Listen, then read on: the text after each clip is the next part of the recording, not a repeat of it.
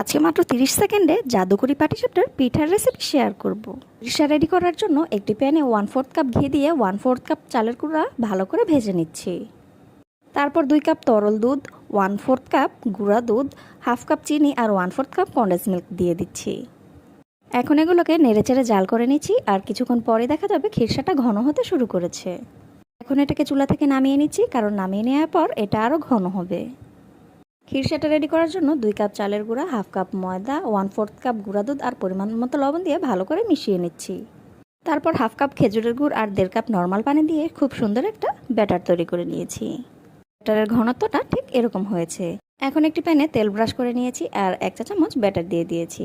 10 second পর এটা cook হতে শুরু করবে আর একটা সাইড থেকে এভাবে খিরসা দিয়ে ফোল্ড করে দিব।